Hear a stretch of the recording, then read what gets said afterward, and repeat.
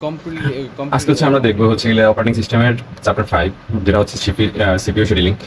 CPU scheduling জিনিসটা হচ্ছে আমরা মাল্টিটাস্কিং এর জন্য হচ্ছে যেসব জিনিসগুলো মানে মাল্টিটাস্কিং তো আমরা কম্পিউটার ল্যাপটপে করি, এই মাল্টিটাস্কিং সিপিইউর একটা কাজের মাধ্যমে মানে প্রসেসের মাধ্যমে হয়। এখন হচ্ছে যে কোনটা মানে কোন অ্যাপসটা হচ্ছে আমরা মাল্টিটাস্কিং করতে যাবো, কোনটা কিভাবে কাজ করতেছে, মানে কোনটা প্রসেস কখন হবে, কোনটা কখন এক্সিকিউট হবে, এটা হচ্ছে আমাদের যে এটা মানে সিপিইউ শিডিউলিং এর মাধ্যমে করা হয়। মানে সিপিইউ শিডিউলিং আমরা হচ্ছে ক্যান করা হয়, কারণ সিরিয়াসলি মাল্টিপ্রোগ্রামিং এর জন্য করা হয় বা মাল্টিটাস্কিং এর জন্য। আর সিপিইউ শিডিউলিং এর কিছু অ্যালগরিদম আছে, অ্যালগরিদমগুলো হচ্ছে ক্যান ইউজ করা হয়, মানে অ্যালগরিদমগুলো ইউজ করা হয় হচ্ছে আমাদের সিপিইউটাকে হচ্ছে ম্যাক্সিমাম লেভেলে ইউটিলাইজ করার জন্য, এবং সিপিইউটাকে হচ্ছে যতটা বেশি সম্ভব বিজি রাখা, যত keep CPU as busy as possible. এখন আমরা দেখি যাচ্ছে এগুলো হচ্ছে একটা প্রসেস শিডিউলার। এখন আমরা জানি যে হচ্ছে নর্মালি যে দেয়ার আর 3 টাইপস অফ প্রসেস শিডিউলার, মানে এখানে 3 ধরনের তিনটে শিডিউলার আছে প্রসেস শিডিউলার। একটা হচ্ছে আমাদের লং টাইম শিডিউলার, আর একটা হচ্ছে আমাদের মিডিয়াম টাইম শিডিউলার, আর একটা হচ্ছে শর্ট টাইম শিডিউলার। এখন আমরা দেখি যে হচ্ছে কি কি ধরনের হচ্ছে সিপিইউ শিডিউলিং আছে। ফার্স্ট হচ্ছে আমাদের প্রিমটিভ শিডিউলিং, আর আরেকটা হচ্ছে আমাদের নন প্রিমটিভ শিডিউলিং। এখন আমাদের হচ্ছে এই শিডিউলিং, এই প্রিমটিভ শিডিউলিং আর হচ্ছে নন প্রিমটিভ শিডিউলিংটা বোঝার জন্য হচ্ছে আমাদের একটা হচ্ছে প্রসেস স্টেট দেখতে হবে। প্রিমটিভ শিডিউলিংটা হচ্ছে যে আমরা একটা মনে রাখছি, প্রিমটিভ শিডিউলিংটা হচ্ছে রানিং স্টেট থেকে মানে যে রেডি স্টেটে যদি কোনো মানে সুইচ হয়, কোনো শিডিউলিংটা সুইচ করে, অথবা ওয়েটিং স্টেট থেকে যদি আবার রেডি স্টেটে হচ্ছে সুইচ করে, সেটা হচ্ছে আমাদের প্রিমটিভ শিডিউলিং। আর নন প্রিমটিভ হচ্ছে আমাদের যেটা হচ্ছে টার্মিনেট হয়ে যেতেছে, মানে যেটা এক্সিকিউশন হয়ে এক্সিট হয়ে যেতেছে, এবং বা হচ্ছে অথবা হচ্ছে রানিং স্টেট থেকে হচ্ছে আমাদের আবার ওয়েটিং স্টেটে ব্যাক করতেছে। এখন হচ্ছে আমরা দেখি যে প্রসেস স্টেটটা কিভাবে কাজ করে, তাহলে হচ্ছে আমরা এই দুটো জিনিস প্রিমটিভ শিডিউলিং আর নন প্রিমটিভ শিডিউলিংটা ভালোভাবে বুঝতে পারবো। এটা হচ্ছে আমাদের ডায়াগ্রাম হচ্ছে একটা প্রসেস স্টেটের। এখন হচ্ছে আমরা যখন একটা প্রসেসের জন্য নিউ, যেটা নতুন একটা প্রসেস, ওটা তো আমাদের আগে রেডি করতে হবে, তখন এটা আমাদের কোথায় যায়, রেডি স্টেটে যায়। যখন একটা প্রসেসের জন্য আমরা অ্যাডমিটেড বা পারমিশন যখন দিলাম, তখন হচ্ছে আমাদের রেডিতে যায়। আর এই জায়গায় আয়ো মানে হচ্ছে আমাদের ইনপুট আউটপুট। রেডি স্টেট থেকে হচ্ছে আমাদের হচ্ছে এটা রানিং স্টেটে যেতে পারে, তারপর হচ্ছে রানিং স্টেটে যায়, রানিং স্টেটে গিয়ে হচ্ছে আমাদের এই যে টার্মিনেট মানে এক্সিকিউশন হয়, টার্মিনেট হয়। আবার হচ্ছে যে আমরা যে প্রসেসটা হচ্ছে আমরা রেডি স্টেট থেকে বা রেডি কিউ থেকে হচ্ছে রানিং স্টেটে পাঠাইছি, ওটা হচ্ছে আবার রানিং স্টেট থেকে যদি একটা ইনপুট, অনেক সময় আমরা লগ ইন, যেমন লগ ইন করার জন্য আমাদের আইডি পাসওয়ার্ড মানে পাসওয়ার্ড ইউজ করা লাগে। রানিং স্টেট থেকে হচ্ছে যে যখন আমরা যে ইনপুট আউটপুটটা দিব বা ইনপুটটা দিব, তখন হচ্ছে ইনপুট আউটপুটটা ওয়েটিং স্টেটে আসে, ওয়েটিং স্টেট থেকে হচ্ছে আবার রেডি স্টেটে আসে, রেডি স্টেটে এসে তারপর হচ্ছে আবার রানিং স্টেটে যায়। তারপর হচ্ছে আমাদের যে পেজ ল্যান্ডিং পেজ বলি বা আমরা যেটা এক্সিকিউশন হওয়া দরকার, এটা আমাদের এক্সিকিউশন। যেমন পিসি ওপেন করার ক্ষেত্রে বা আমরা ল্যাপটপ ওপেন করতে গেলে আমরা পাসওয়ার্ড ইউজ করা লাগে। আর পিসিটা হচ্ছে ফার্স্টে কি আমার ওপেন হইতেছে, সেটা রেডি স্টেটে এসে তারপর হচ্ছে আমার কোথায় যেতেছে, রানিং স্টেটে আসতেছে। আর রানিং স্টেট করে যখন গেলাম, তখন দেখলাম যে আমার হচ্ছে পিসি ওপেন করতে হবে, হচ্ছে আমার একটা পাসওয়ার্ড বা ইনপুট আউটপুট দরকার। তখন হচ্ছে আমাদের এটা হচ্ছে রানিং স্টেট থেকে ওয়েটিং স্টেটে আসে, ইনপুট আউটপুটটা পাওয়ার পরে তারপর হচ্ছে আমাদের আবার রেডি স্টেটে যায়। তারপর হচ্ছে আমাদের যে বাকি ওএসটা বা হচ্ছে ইন্টারফেসটা আমাদের হচ্ছে আবার রানিং স্টেটে আসে, শো করে। তারপর হচ্ছে আমরা যেসব প্রসেসগুলো হচ্ছে যেসব সবগুলোর ক্ষেত্রে যতগুলো আমরা ট্যাক্সিং করতে চাই, সবগুলোর ক্ষেত্রে সেভাবে এক্সিকিউট হয়ে তারপর হচ্ছে আমাদের টার্মিনেটেড হয়, ওই প্রসেসটা আমাদের কমপ্লিট হয়। এখন আমাদের হচ্ছে প্রিমটিভে হচ্ছে আমাদের বলছে যে when a process switches from running state, মানে হচ্ছে আমাদের যেটা রানিং স্টেট থেকে যে আবার রেডি স্টেটে ব্যাক করে বা সুইচ করে, অথবা ওয়েটিং স্টেট থেকে যদি আবার রেডি স্টেটে সুইচ করে, তাহলে সেটা হচ্ছে আমাদের প্রিমটিভ শিডিউলিং। আর নন প্রিমটিভ শিডিউলিং যেটা হচ্ছে আমাদের একদম টার্মিনেটেড, যেটা হচ্ছে আমাদের একদম টার্মিনেটেড হয়ে যেতেছে, যেটা হচ্ছে আমাদের টার্মিনেট হয়ে মানে এক্সিকিউশন হয়ে টার্মিনেট হয়ে যেতেছে, সেটা আমাদের নন প্রিমটিভ শিডিউলিং। আর প্রিমটিভ হচ্ছে যদি রেডি স্টেট থেকে রানিং স্টেটে আসে, রানিং স্টেট থেকে যদি আবার ইন্টারাপ্ট মানে হচ্ছে একটা কোনো কিছু এক্সিকিউশন করার জন্য হচ্ছে একটা ইন্টারাপ্ট দিতে হয়, মানে হচ্ছে আমার জাস্ট একটা রিমেম্বারিং এর মতো যে আমার এই জায়গায় জিনিসটা এক্সিকিউটেড হবে, এটা ইন্টারাপ্ট দিতে হয়। এই ইন্টারাপ্ট হচ্ছে আমাদের রেডি স্টেটে আসে, ইন্টারাপ্ট হয়ে অথবা হচ্ছে আমাদের ওয়েটিং স্টেট থেকে আবার রেডি স্টেটে আসে, তখন হচ্ছে আমার প্রিমটিভ শিডিউলিং। এখন আমরা দেখি যে আমাদের সেই শিডিউলিং এর ক্রাইটেরিয়া গুলো কি কি। যেমন ফার্স্ট টাইম বলছেন ইউটিলাইজেশনের দরকার আছে, মানে আমাদের সিপিইউটা যতটা বেশি মানে ইউটিলাইজ করা, যতটা বেশি ইউজ করা, যতটা বেশি বিজি রাখা যায়, তার আমাদের শিডিউলিং ক্রাইটেরিয়া মধ্যে এটা সিপিইউ ইউটিলাইজেশন। তারপর হচ্ছে আমাদের একটা জিনিস দেখতে হচ্ছে ক্রাইটেরিয়ার মধ্যে থ্রুপুট। থ্রুপুট হচ্ছে নাম্বার অফ প্রসেস, মানে কয়েকটা প্রসেস কমপ্লিট হয়েছে, মানে একটা নির্দিষ্ট টাইমের মধ্যে, এটা টাইম ইউনিটটা কত, এটা হচ্ছে আমাদের থ্রুপুট। টার্নার টাইম হচ্ছে amount of time to execute particular process, মানে সিঙ্গেল একটা প্রসেস বা একটা পার্টিকুলার একটা প্রসেস এক্সিকিউট হইতে আমার কতটা টাইম লাগছে, এটা হচ্ছে আমার টার্নারাউন্ড টাইম। আর টার্নারাউন্ড টাইমটা হচ্ছে আমরা বের করতে পারি হচ্ছে গিয়ে এই যে কমপ্লিটেশন টাইম থেকে হচ্ছে যে অ্যারাইভাল টাইম, মানে হচ্ছে আমাদের প্রসেসটাতে অ্যারাইভ করছে, মানে যখন হচ্ছে আমার ওই জায়গা থেকে স্টার্ট হয়েছে ওই অ্যারাইভাল টাইম, আর এটা হচ্ছে প্রসেসটা শেষ হতে পার্টিকুলার প্রোগ্রামটা প্রসেস হইতে আমার যেটুকু টাইম লাগছে, ওইটা হচ্ছে আমার লিখে টার্নারাউন্ড টাইম। ওয়েটিং টাইমটা হচ্ছে আমার যে টার্নারাউন্ড টাইমটা আছে, ওটা থেকে যদি বার্স্ট টাইমটা হচ্ছে বাদ দিই, তাহলে হচ্ছে আমি ওয়েটিং টাইমটা পাইতেছি। আর রেসপন্স টাইমটা হচ্ছে কি আমার স্টার্টিং টাইম, মানে হচ্ছে আমার ওটা হচ্ছে যেই টাইমে বা যত সেকেন্ডে হচ্ছে আমার যে প্রসেসটা বা হচ্ছে যে প্রোগ্রামটা হচ্ছে যেই মুহূর্তে এসে যে অ্যারাইভ করছে বা পৌঁছাইছে, ওই টাইমটা হচ্ছে ওই টাইমটার ডিফারেন্সটা হচ্ছে আমাদের রেসপন্স টাইম। এখন আমরা দেখি যে হচ্ছে অ্যারাইভাল টাইম অ্যারাইভাল টাইম কি আর arrival time, completion time, burst time, এগুলো কি? আমি যেহেতু একটাকে দেখলাম টার্ন টাইম, তারপর হচ্ছে ওয়েটিং টাইম, রিসোর্স টাইম বের করতে গেলে হচ্ছে আমাদের arrival time, completion time, burst time লাগে। আর অ্যারাইভাল টাইমটা হচ্ছে একটা রেডি কিউতে, মানে হচ্ছে একটা টাইম, মানে রেডি কিউতে কোনো কিছু পৌঁছানোর, মানে একটা প্রসেস বা একটা প্রোগ্রাম পৌঁছানোর হচ্ছে রেডি কিউতে, যে কোনটার পর আমার কোনটা এক্সিকিউট হওয়ার জন্য হচ্ছে যে টাইমটাতে হচ্ছে পৌঁছে গেছে, ওটা হচ্ছে আমার অ্যারাইভাল টাইম, যতটুকু টাইম নিতেছে arrival time. Time at which the arrives in a ready Q.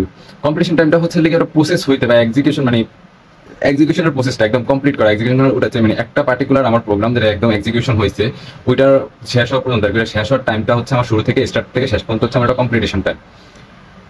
বাস টাইমটা হচ্ছে যেই টাইমটা রিকোয়ার্ড হয়েছে ওটা হচ্ছে আমার বাস টাইম। ওকে, এখন হচ্ছে আমরা দেখি হচ্ছে সিপিইউ শিডিউলিং এর কি কি টাইপের আছে। তার আমরা ফার্স্টই দেখছিলাম যে হচ্ছে সিপিইউ শিডিউলিং হচ্ছে প্রিম টাইপ, নন প্রিম টাইপ, দুই ধরনের আছে। এখন হচ্ছে প্রিম টাইপ আর হচ্ছে নন প্রিম টাইপের মধ্যে অনেকগুলো হচ্ছে আমাদের সিপিইউ শিডিউলিং আছে বা সিপিইউ শিডিউলিং অ্যালগরিদম আছে। প্রিম টাইপের মধ্যে হচ্ছে আমার প্রায়োরিটি শিডিউলিং আছে একটা, longest remaining job first scheduling আছে একটা, আবার হচ্ছে রাউন্ড রবিন শিডিউলিং আছে একটা। এখন লংগেস্ট রিমেনিং জব ফার্স্টের মধ্যে আবার শর্টেস্ট রিমেনিং জব ফার্স্ট আছে। সেম ভাবে হচ্ছে নন প্রিম টাইপের মধ্যে হচ্ছে আমার শর্টেস্ট জব ফার্স্ট আছে, লংগেস্ট জব ফার্স্ট আছে। এখন শর্টেস্ট জব ফার্স্টের আন্ডারে হচ্ছে আবার first come first serve algorithm আছে। আবার লংগেস্ট জব ফার্স্টের মধ্যে আমার হাইয়েস্ট রেসপন্স রেশিও নেক্সট নামের হচ্ছে একটা শিডিউলিং বা অ্যালগরিদম আছে। এখন হচ্ছে আমরা ফার্স্টে দেখবো হয়ে গেছে শর্টেস্ট জব ফার্স্ট বা শর্ট টার্ম শিডিউলারগুলোর মধ্যে, শর্ট টার্ম শিডিউল নিয়ে আমরা কাজ করবো। আর শর্ট টার্ম শিডিউলার মধ্যে হচ্ছে নন প্রিমটের মধ্যে হচ্ছে আমাদের ফার্স্ট কাম ফার্স্ট সার্ভ, এটা কিভাবে এক্সিকিউট করে বা কিভাবে অ্যালগরিদমটা কাজ করে এটা আমরা এখন। ওকে, এখন হচ্ছে আমরা একটা মানে হচ্ছে অ্যালগরিদম দেখি শিডিউলিং এর, সিপিইউ শিডিউলিং এর, যেটা হচ্ছে আমাদের ফার্স্ট কাম ফার্স্ট সার্ভ, যেটাকে সংক্ষেপে হচ্ছে সিএফএস বলা হয়।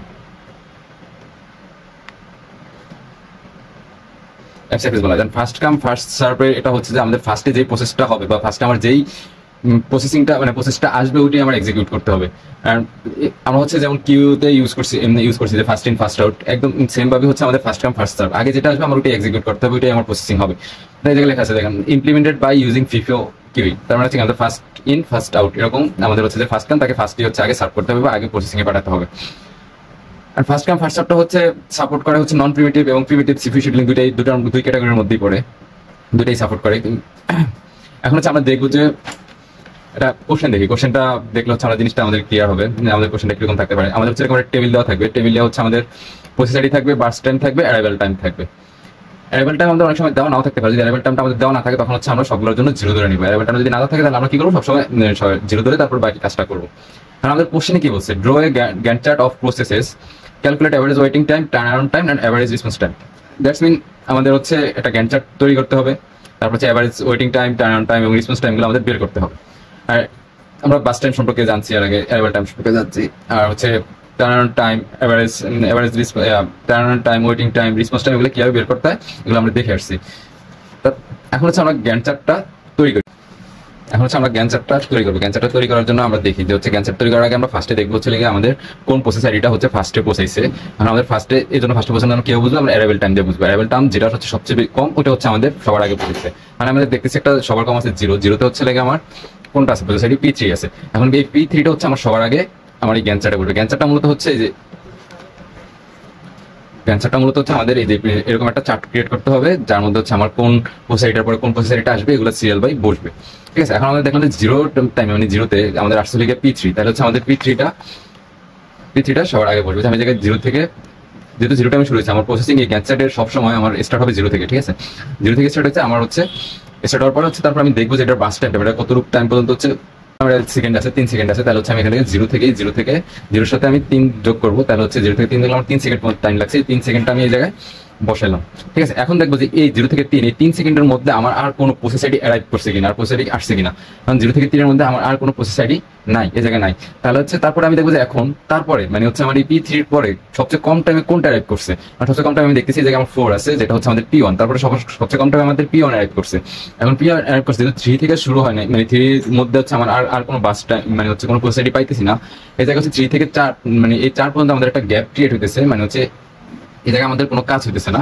এই জন্য হচ্ছে আমাদের এই জায়গায় 3 থেকে 4 আমি একটা গ্যাপ রাখছি, এই টাইমটা হচ্ছে আমাদের কোনো কাজ হইতেছে না।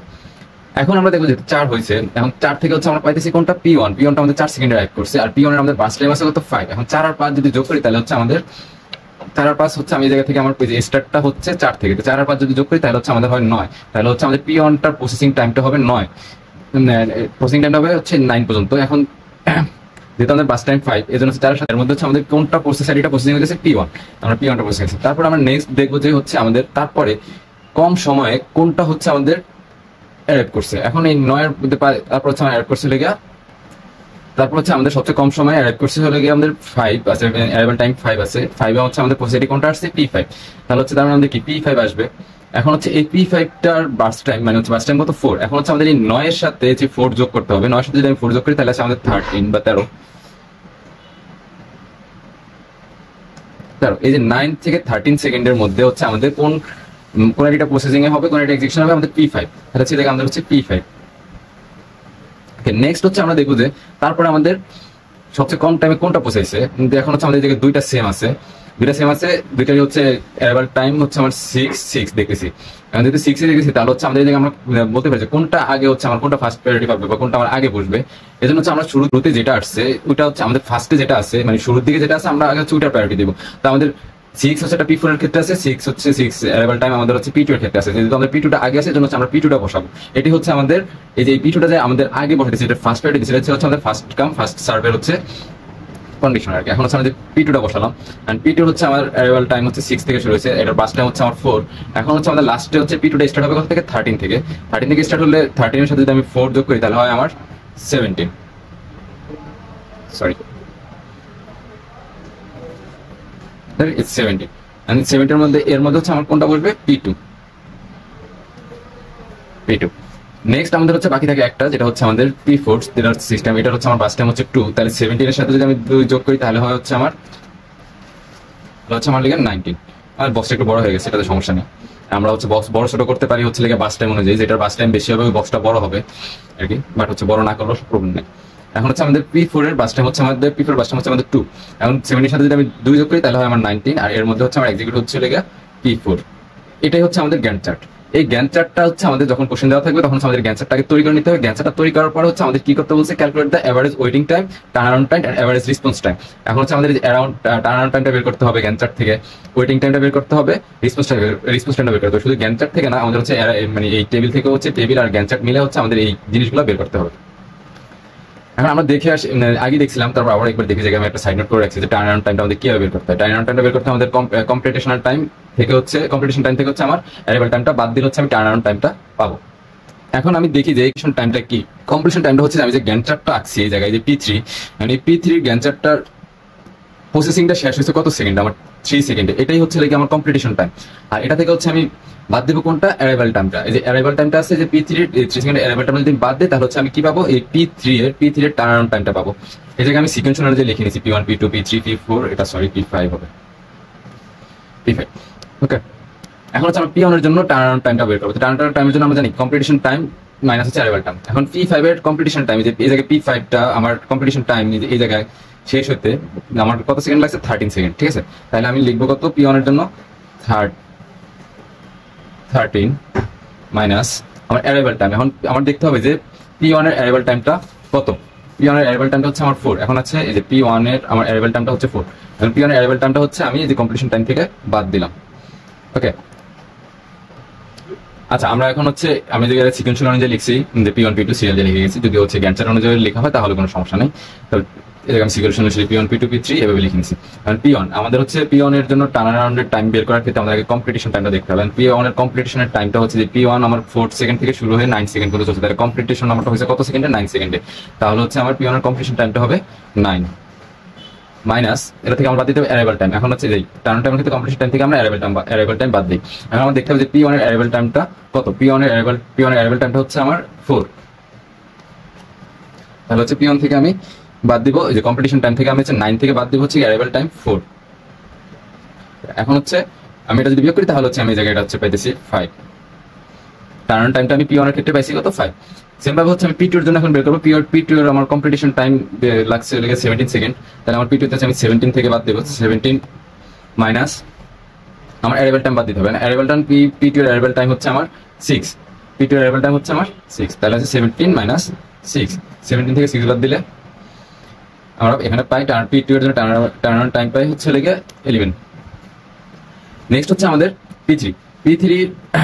P3 এর আমার কম্পিটিশন টাইম হচ্ছে 3 সেকেন্ড। তাহলে আমি জায়গায় লিখলাম 3 মাইনাস এখন বাদ দেবে অ্যারাইভাল টাইম, আমার P3 এর অ্যারাইভাল টাইম হচ্ছে 0, তাহলে 3 মাইনাস 0, তো আমার এই জায়গায় পাইতেছি 3। সেম ভাবে P4 এর হচ্ছে আমার P4 এর কম্পিটিশন টাইম হচ্ছে 19 সেকেন্ড, 19 মাইনাস এখন হচ্ছে P4 আমার অ্যারাইভাল টাইমটা বাদ দিতে হবে, P4 অ্যারাইভাল টাইম হচ্ছে আমার 6, তো 19 মাইনাস 6, এটা আমার P4 এর টার্নারাউন্ড টাইম হচ্ছে 13। লাস্ট আমাদের হচ্ছে P5 এর হচ্ছে আমাদের কম্পিটিশন টাইম হচ্ছে 13 সেকেন্ড, 13 মাইনাস আমাদের হচ্ছে আর এটার P5 এর অ্যারাইভাল টাইম হচ্ছে আমাদের 5, তো 13 মাইনাস 5, আমাদের P5 এর কম্পিটিশন টার্নারাউন্ড টাইম হচ্ছে 8। এখন হচ্ছে আমাদের যে টার্নারাউন্ড টাইমটা বের করছি যে সবগুলোর 5, 11, 3, 13, 8 বের হচ্ছে, এগুলোর হচ্ছে যোগ করে হচ্ছে আমি যখন 5 দিয়ে মানে অ্যাভারেজটা বের করবো, 5 দিয়ে ভাগ করবো, তাহলে হচ্ছে আমার এই প্রসেসের সম্পূর্ণ প্রসেসের টার্নারাউন্ড টাইমটার অ্যাভারেজটা আমি পেয়ে যাবো। আচ্ছা, আমরা হচ্ছে এই জায়গায় P1, P2, P3, P4, P5 সবগুলোর জন্য হচ্ছে আলাদা করে টার্নারাউন্ড টাইমটা বের করছি। এখন হচ্ছে আমরা সবগুলোকে যোগ করে হচ্ছে আমরা অ্যাভারেজটা বের করবো।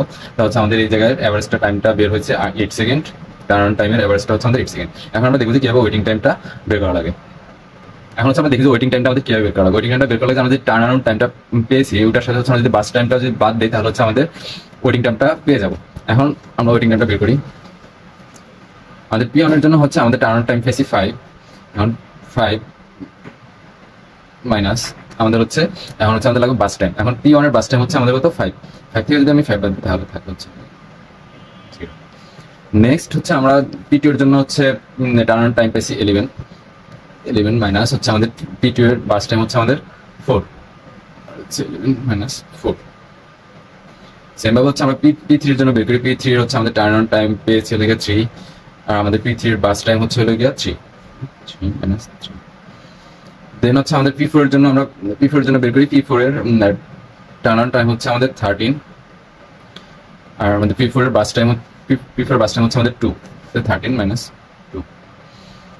সেম ভাবে হচ্ছে আমাদের P5 এর টার্নারাউন্ড টাইম পেয়েছি 8 থেকে হচ্ছে আমরা যদি বাস টাইম বাদ দেই তাহলে হচ্ছে আমাদের বাস টাইম হচ্ছে P5 এর বাস টাইম হচ্ছে আমাদের 4, আমরা 4 বাদ দিলাম, হচ্ছে আমাদের ওয়েটিং টাইম হচ্ছে 7, P3 0, P4 এর আমাদের ওয়েটিং টাইম হচ্ছে 11, আর P5 এর আমাদের ওয়েটিং টাইম হচ্ছে 4। এখন এগুলোর সবগুলোর যদি আমি হচ্ছে যোগ করে অ্যাভারেজ করি, অ্যাভারেজ করলে হচ্ছে আমাদের ওয়েটিং টাইমের অ্যাভারেজটা 0.4। এখন সেমভাবে হচ্ছে আমাদের রেসপন্স কিভাবে বের করতে হবে এটা দেখি। Response shortest of process execution আর হচ্ছে অ্যারাইভাল প্রসেসটা। এখন শর্টেস্ট অফ প্রসেস এক্সিকিউশনটা হচ্ছে আমাদের এটা হচ্ছে আমরা যখন এই জায়গায় আমরা যে গ্যান্ট চার্টটা দেখি, গ্যান্ট চার্টটা আমাদের P3টা আমার শুরু হয়েছে, এই যে শুরুর টাইমটা P3টা আমাদের কত সেকেন্ডে শুরু হয়েছে, 0 সেকেন্ডে শুরু হয়েছে, এটা হচ্ছে আমাদের শর্টেস্ট অফ প্রসেস এক্সিকিউশন। অথবা আমরা P1 এর ক্ষেত্রে দেখি, P1 এর ক্ষেত্রে আমাদের হচ্ছে স্টার্টিংটা মানে এই জায়গায় গ্যান্ট চার্টে যেটা শুরু হয়েছে স্টার্টিংটা আমার কত সেকেন্ডে শুরু হয়েছে, P1 এর জন্য 4 সেকেন্ডে। এই 4 সেকেন্ড থেকে হচ্ছে আমার অ্যারাইভাল টাইমটা আমি হচ্ছে বাদ দিই, অ্যারাইভাল টাইমটা হচ্ছে আমার বাদ দিলে হচ্ছে আমরা এখন হচ্ছে রেসপন্স টাইমটা বের করি। রেসপন্স টাইমটা হচ্ছে আমাদের shortest of process execution minus হচ্ছে অ্যারাইভাল প্রসেস। এখন আমরা দেখব শর্টেস্ট অফ প্রসেস এক্সিকিউশনটা আমরা কোনটা বা কিভাবে বুঝবো।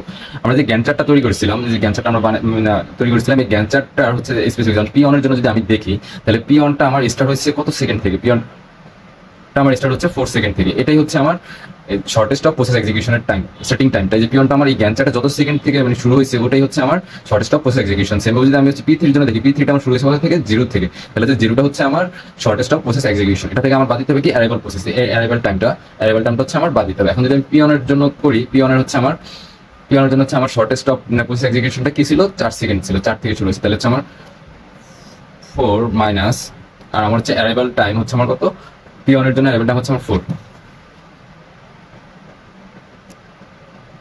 মাইনাস।